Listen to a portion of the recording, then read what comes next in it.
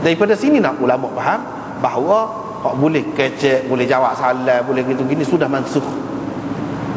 Hak kemudiannya tak boleh. Siapa kalau dia semua kata tak boleh jawab. Mazhab mana kata tak boleh. Tapi dari segi bui salam tu ada yang mengatakan tak boleh lah. Tak boleh bui salam.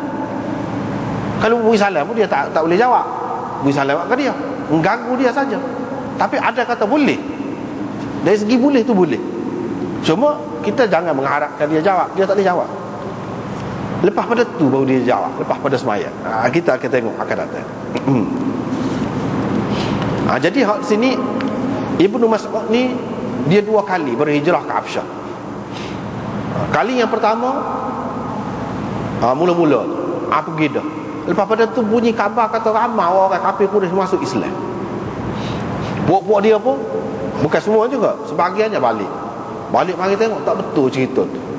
Bahkan kau teruk lagi kena buat nyanyi orang Islam. Lepas pada tu pergi pula orang-orang Islam ni mana-mana pernah berhijrah tu pergi pula ke Habsyah.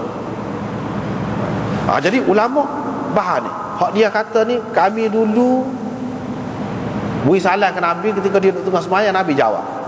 Lepas tu bila kami balik tu, kami beri salam, balik tu balik hak mana?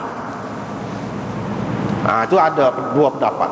Ada yang mengatakan Ibnu Mas'ud ni balik sebelum perang Badar sikit. Ketika Nabi SAW duduk siap-siap nak pergi perang Badar. Sebab dia ni ahli Badar. Maknanya dia balik pada ketika tu. Dan pada ketika itulah diperintahkan supaya dia dalam sembahyang tak boleh jasala ke apa. Wa qumu lillahi qanitin. Hendaklah kamu berdiri mengerjakan sembahyang dalam keadaan senyap, tak kecek orang luar. Itu salah satu makna dia lah. Selain daripada tu qanitin, makna dia dalam keadaan senyap, tidak bergerak-gerak. Yang ini dengan pergerakannya lain daripada pergerakan sembahyang lah. Tu. Di situ mereka kata sebab apa? Wa qumu lillahi qanitin itu ayat madaniyah. Dia pegang tu. Pada ketika itulah Nabi SAW tak jawab ni. Sebelum masa di Mekah jawab lagi. Semasa sembahyang di Mekah tu jawab lagi salat dalam sembahyang. Jadi kalau berdasarkan ayat itu ayat madaniyah. Bila ayat madaniyah tentu di Madinah. Maknanya ni cerita di Madinah, Nabi SAW tak jawab salam. Tapi ada pula yang mengatakan tidak. Sebab apa? Menunjukkan Nabi SAW ni jumpa dengan jin, macam-macam. Riwayat Ibnu Mas'ud itu menunjukkan bahawa dia dah dengan Nabi ni semasa di Mekah ni, cerita di Mekah ni. Pada ketika dia balik kali yang pertama, ketika tu sudah mansuh dah. Itu ada 2 pendapat lah. Tetapi yang lebih kuatnya ialah hak yang kedua. Mana ketika di Mekah tu masih lagi khilaf lagi. Jadi hak ni maksud balik kali yang kedua. Hak Nabi SAW tidak jawab ni. Hak kali yang kedua ni, yang ni pada ketika di Madinah, hak ni boleh katakan semua terima lah.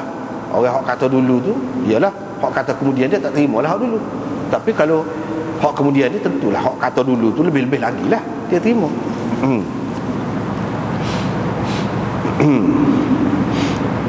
Jadi gitu. Lepas tu dalam syarah dia sebut tidak ada khilaf di antara ahli ilmu. Ni tak apa. Sebelum pada tu dia kata hadis ini menunjukkan bahawa haram jawab salam dalam sembahyang. Begitu juga hadis ini menunjukkan bahawa tidak boleh bercakap dalam sembahyang. Setara salam tu padahal ada juga assalamu alayka ayuhan nabi, ada juga assalamu alayna, ada juga dalam sembahyang tu. Mana perkataan salam tu ada juga. Cuma salam hak luar ni tak ada, serupa dengan hak luar ni tak ada. Assalamualaikum. Tu tak ada. Tetapi pada umumnya, secara umumnya salam tu masih ada juga dalam sembahyang. Mana sesuatu yang tidak bercanggah juga dengan sembahyang. Setara tu pun tak boleh. Sekadar hak disuruh boleh tak? Assalamualaikum ayuhan nabi, assalamu alayna wa ala ibadillah. Tu boleh. Tapi kalau assalamualaikum supaya hak luar ni kata ni ucapan salam, itu tak boleh.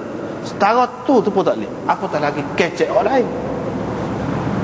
Tu dari situ dia pegang. Lepas tu dia kata tidak ada khilaf di antara ahli ilmu tentang orang yang kecek dalam sembahyang dengan sengaja, dengan tahu tak boleh kecek dalam sembahyang ni, batal sembahyang dia, fasadat salat. batas semaya dia. Ibnul Munzir menyebutkan, dia kata ijma' ahli ilmu bahawa orang yang bercakap dalam semaya dia dengan sengaja dan dengan tidak maksud untuk mengislahkan semayanya, semaya dia batal. Islah ni lagu mana? Sebab Zuliyadain, itulah cerita Zuliyadain. Jadi dia nak berjelaslah semaya ni lagu mana. Adakah sudah dikhasarkan ataupun kamu terlupa. Tu dia kecek. Dia kecek tu bukan kecek tu tak batal semaya lagu tu. Sebab apa? Dengan maksud islah semaya. Walaupun sudah beri salam dah, lepas tu kecek dah, kecek banyak.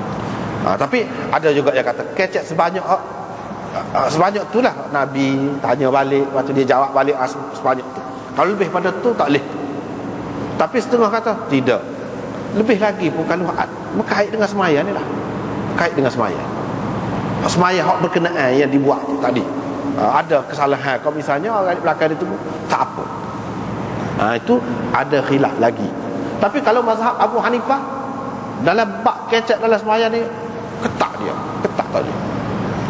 Kalau sudah di luar semaya apa kata dia, kecek macam Zuliyadain itu khusus zaman Nabi tu selesai dah tu kata dia. Untuk kita lah ni tak boleh. Untuk islah semaya pun tak boleh. Hanya sekadar kalau dalam semaya Nabi SAW ajar dah, subhanallah, kalau silap sekadar tu. Kalau nak kecek dengan percakapan biasa ni, kecek Melayu, kau kecek Arab, kau kecek tak boleh. Tak boleh. Sama ada dengan keliru kau semaya tu berhenti dulu kau, kabar kau selesai dah, lepas tu ada orang tunggu. Kalau kecek tak boleh, batal selalu semaya. Itu dalam mazhab Hanafi agak ketat, mana tak boleh kecek dalam semaya. Tetapi mereka ikhtilaf, beza pendapat tentang orang yang tak sedar, terlupa ataupun jahil, dia tak tahu, batal semaya dia dengan sebab kecek. Kalau dia kecek lagu mana? Itu khilaf. Tirmizi ada menyebutkan pendapat kebanyakan ahli ilmu bahawa mereka menyamakan antara orang yang terlupa, orang sengaja, orang jahil serupa, tak boleh berlaku, batal semaya. Itu hak aksar kebanyakan ulama. Lepas tu dia sebut ini pendapat Thawri, Ibnul Mubarak, dan ini juga pendapat Nakhai, Hamad bin Abi Sulaiman, Abu Hanifah. Tu pendapat kata terlupa ke, jahil ke, apa ke tak boleh, batal semaya. Ibnul Munzir lepas tu dia kata, Imam Tirmizi sebut, satu kumpulan ulama berpendapat ada beza di antara percakapan orang yang terlupa, orang yang jahil dengan orang yang bercakap dengan sengaja.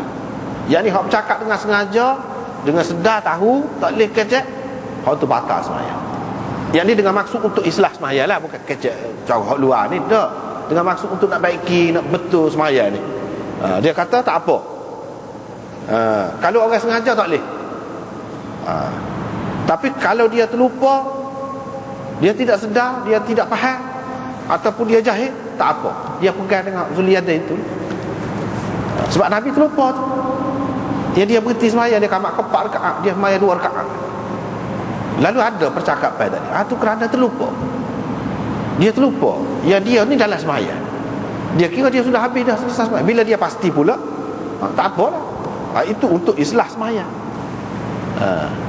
Dan Zuliyadain sahabat dia tidak tahu. Jadi kecek tu tak apa kalau dalam keadaan tu, dalam keadaan untuk islah semaya. Misalnya kita kata kita di rumah, misalnya di rumah semaya, waktu tak betul tu imam, kita nak kecek Arab lagu mana kita tak erti. Tadi rasa lagi tu kita kata kita kata gitu, kecek ke Melayu boleh ke tidak? Kalau mengikut demon ni boleh. Khilaf tu tahu dah. Saat ni lah Abu Hanifah gapo ni tadi tak boleh. Tapi sekumpulan ulama kata Tirmizi mengatakan boleh dengan maksud islah semaya. Kalau kerana terlupa. Dan untuk baiki hak tu lah. Ataupun jahil. Ibnul Munzir menukilkan hak ni, hak berpendapat gini, hak kata boleh ni. Ibnu Mas'ud, Ibnu Abbas, Ibnu Zubair, di kalangan tabi'in Urwah, Atha, Hasan Basri, Amr bin Dinar. Dan ini juga kata dia pendapat Malik, Syafi'i, Ahmad, Abu Thawr dan Ibnul Munzir. Dia sendiri pendapat lagu tu boleh. Kalau lagu saat ni. Tapi kalau tengah-tengah duduk semaya tu,